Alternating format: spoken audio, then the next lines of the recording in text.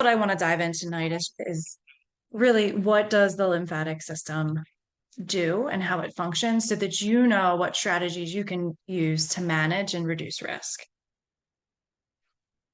So starting off with just the anatomy and function of the lymphatic system. So the lymphatic system is composed of vessels, of tissues, and lymphoid organs. And what they do is they filter out all of the waste products in the fluid through the lymph nodes, and they help to fight infection. So it's all about fluid balance and infection risk. And the lymphatic system is open while our circulatory system is closed. And what I mean by that is our circulatory system, if you see this picture down here, it helps to pump oxygenated blood out to all of our tissues and bring nutrients to all the tissues in the body. And then as it goes out, that deoxygenated blood that's not being used goes back to the heart and the lungs to then become reoxygenated so that the body can use it. So it goes in a circle. The lymphatic system is different because it starts out as an open loop. So the lymphatic system starts as tiny little vessels in the capillaries that then pull up the tissue fluid and it takes it through the vessels to the lymph nodes, and they follow the veins back towards the heart. And then right before the heart, they dump into the venous system. So it doesn't go in a circle. It just pulls fluid from the tissue and then dumps it back in to be filtered. So like I said, the purpose of the lymphatic system is really for fluid balance, to maintain fluid balance, to help with infection risk and immune regulation, and then absorption of dietary fats. And really tonight, we're going to talk about the fluid balance and the immune regulation.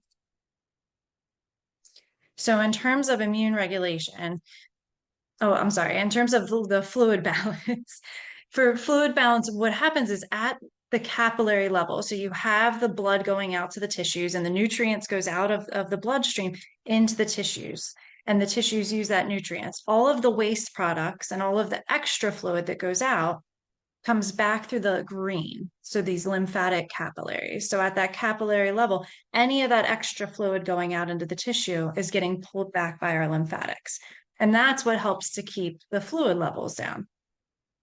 The fluid that's coming back is colorless and it's composed of water, proteins, immune cells, and waste products. So if the ability to take that fluid out of the tissue isn't there, the lymphatic transport isn't working, that's when we start to see some tissue swelling because those lymphatics aren't pulling it back out. The other piece of this is immune regulation. So whenever there's an issue, whether it's you get an immunization, you have an allergy reaction on your skin, you get a bug bite, you get a cut, the lymphatics are one of the first things that pulls up those waste products and sends a signal to your bloodstream to start sending things to filter and create an immune response. So you can see in this little picture here, we have these initial lymphatics that are going to pick it up and dump it in to the lymphatic vessels that go to the lymph node. And that lymph node has T and B cells, those immune cells that help to fight infection, that then will help to clear up the virus, the bacteria, whatever is coming through. And then it filters it and it goes back into our bloodstream with a better immune response. If we don't have that function, that's when the issue of infections come in. So if we're not filtering and we're not getting all of that bacteria, the viral load out of our tissue, and we don't have an appropriate immune response to signal, then we have the risk of infection. And that's the other piece with lymphedema that we'll talk about.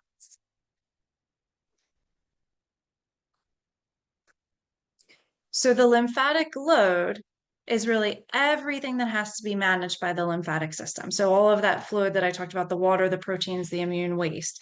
And there's really, if you can see this, whoops.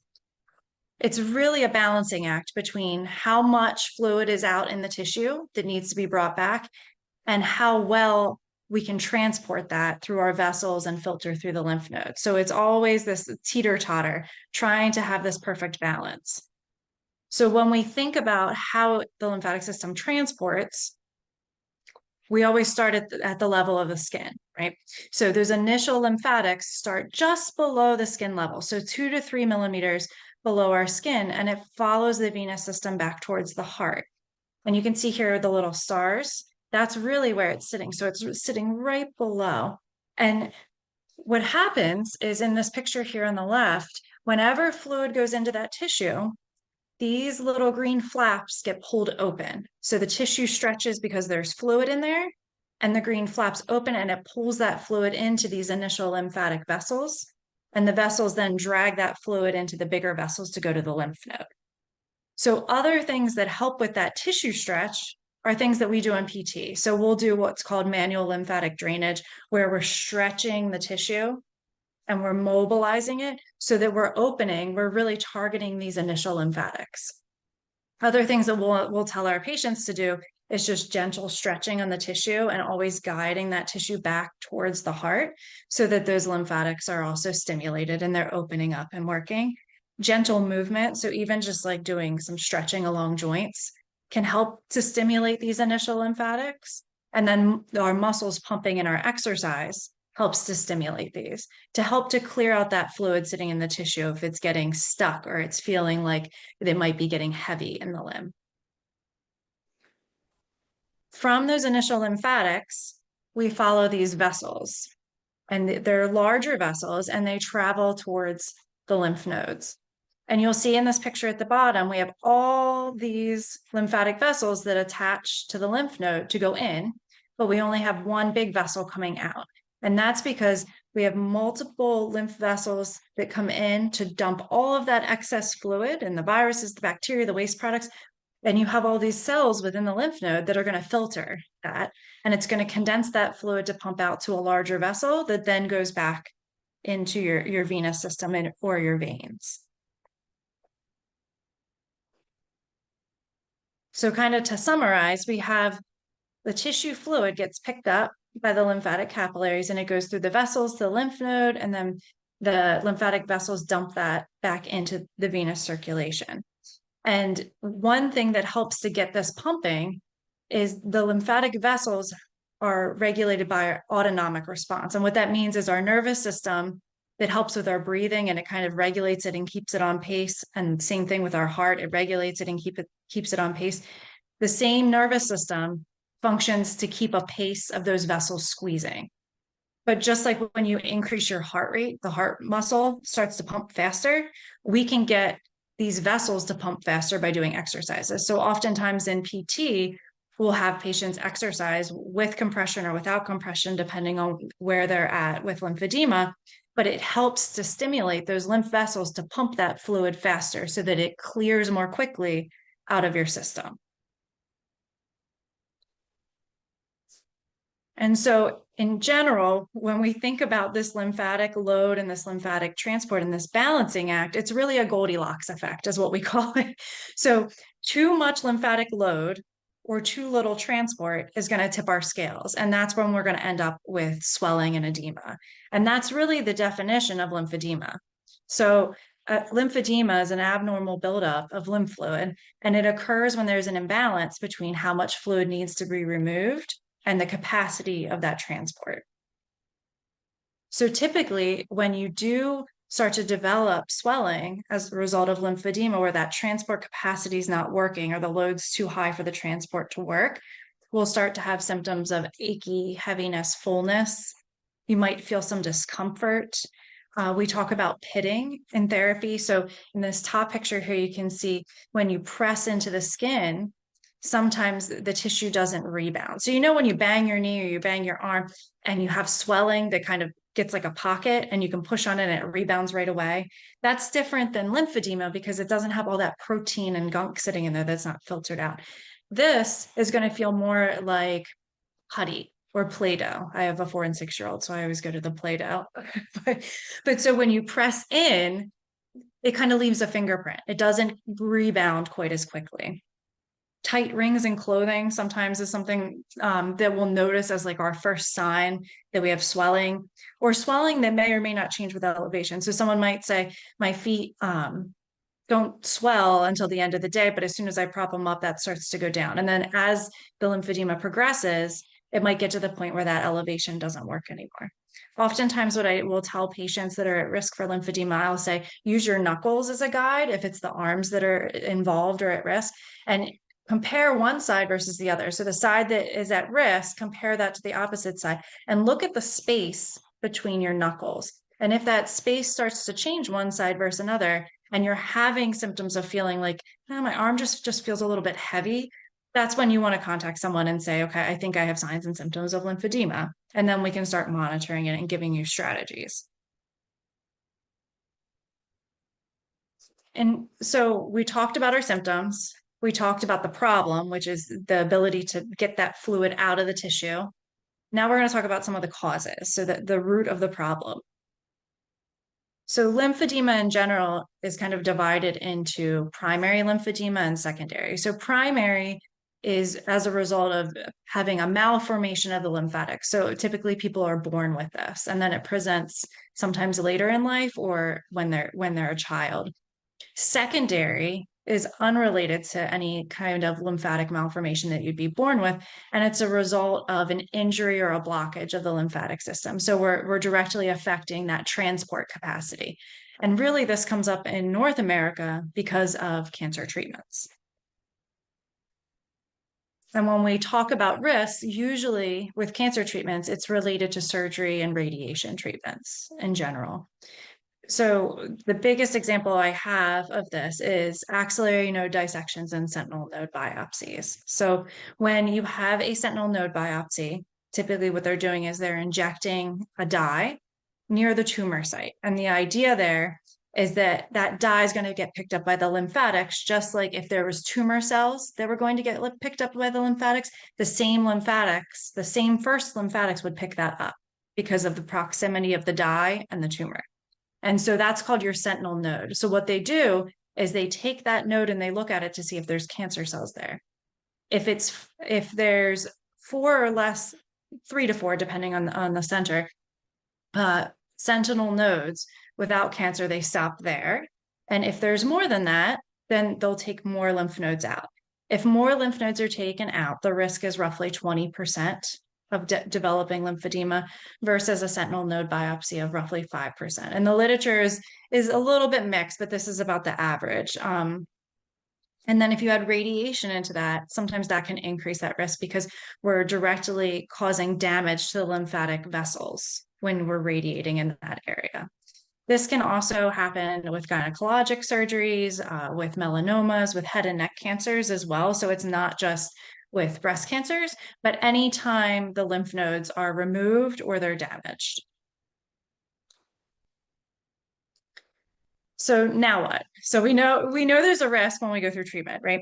But knowledge really is power. So if you can monitor for symptoms and practice certain risk reduction strategies, and we'll talk about exercise, if you know what the symptoms are, you know how to identify, you know what to do, you can really reduce the risk of having it. And studies show now that if you identify it in those early stages, you can really reverse some of the progression of lymphedema. So I want you, if nothing else, take away the fact that there's things that you can do right now to address it.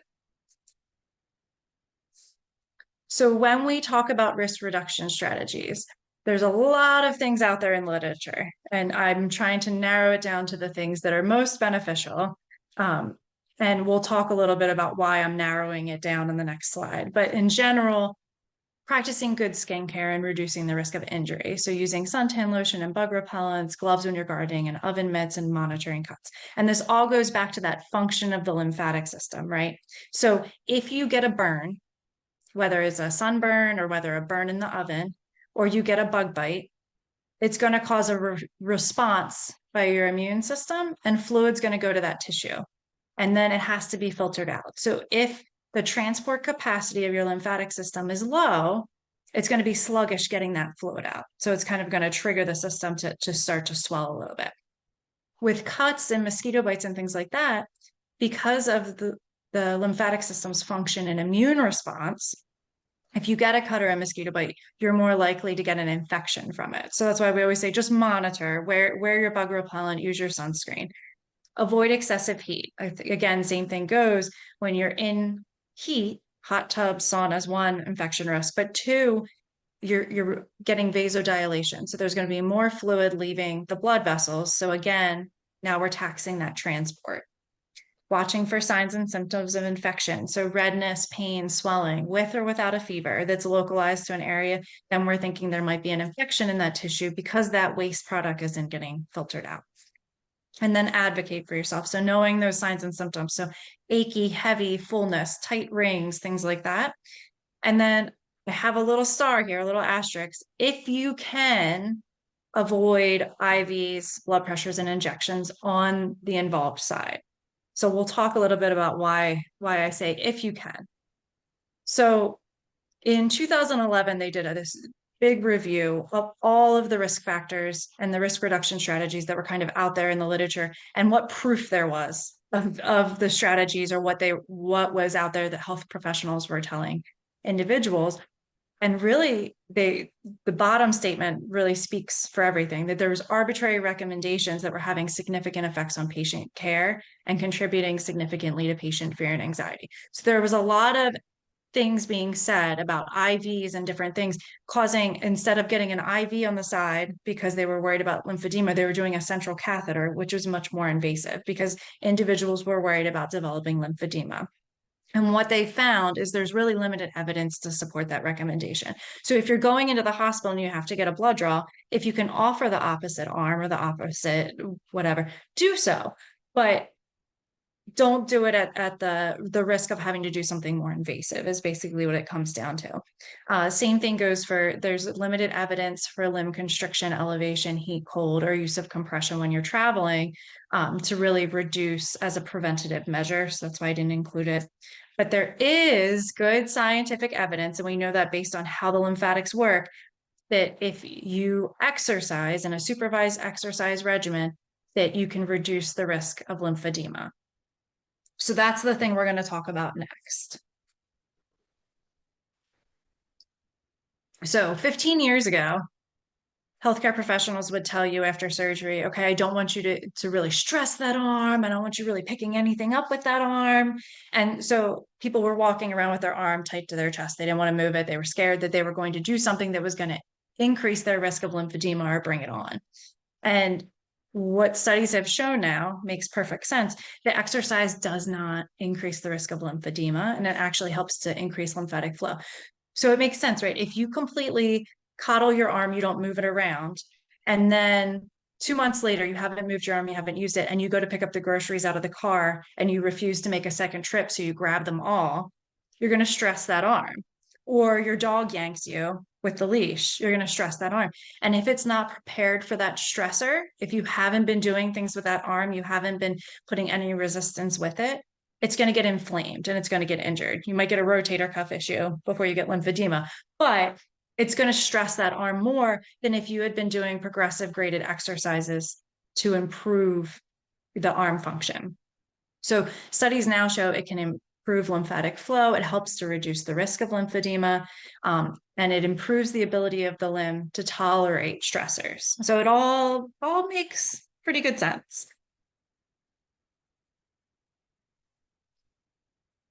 So we now have guidelines based on this information. The American Physical Therapy Association has created some clinical practice guidelines, and the American College of Sports Medicine, the ACSM, has put out guidelines talking about the benefits of aerobic and resistance exercise as safe and beneficial, regardless of what stage you are in lymphedema, whether it be you've had lymph nodes out and you don't have any signs or symptoms of lymphedema, or you've been diagnosed with lymphedema, you've seen a PT, you've had bandaging, you've had compression, all of those pieces.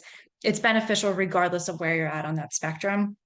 And what they say is that exercise where you're doing resistance training 2 to 3 times a week, and it's in a supervised program, can actually be really beneficial, but you want to start low and progress slowly. So some of the research studies that they've done, they've even started at 1 pound weights and then just increased every 2 weeks. And I think what's important there is there wasn't a top end or a ceiling to that. So even though they started at that 1 pound, they could go up as high as they wanted. And that constriction on the limb, that muscle pumping, actually helped to move fluid. It didn't reduce or limit the fluid going out of the limb. So it didn't increase edema. You want to sequence your exercises. And then if you have lymphedema, wear your compression garment, right? So if you've seen a therapist and you have swelling, we want that compression garment on the limb because it's going to help to facilitate that muscle pump, moving fluid out more readily.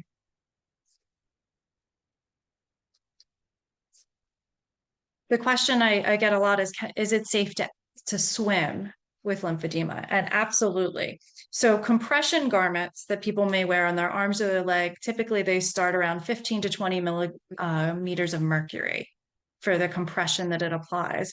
And water, being in 12 inches of water, applies roughly 22 millimeters of mercury. So just that pressure alone acts almost like a compression garment, and it's a gradiated pressure. So the further down in the water you go, the more pressure it is. So it actually helps because now you're using those muscles and you have compression added to that. The caveat with that, I will say, is if you're in active treatment, you want to follow up with your physician because you want to address if there's an infection risk there.